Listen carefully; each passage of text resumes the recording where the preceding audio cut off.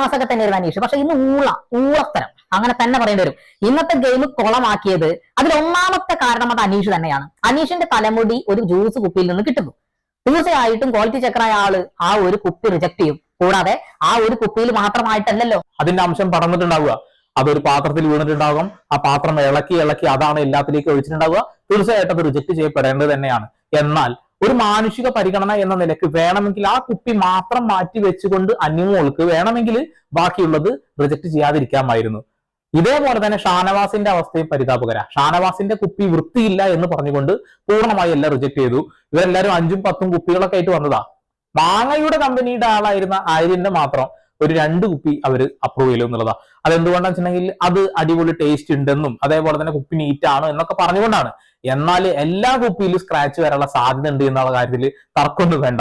എന്തായാലും അനീഷിന്റെ ആ ഒരു പൊറോട്ട് നാടകം ഒന്ന് കാണാം.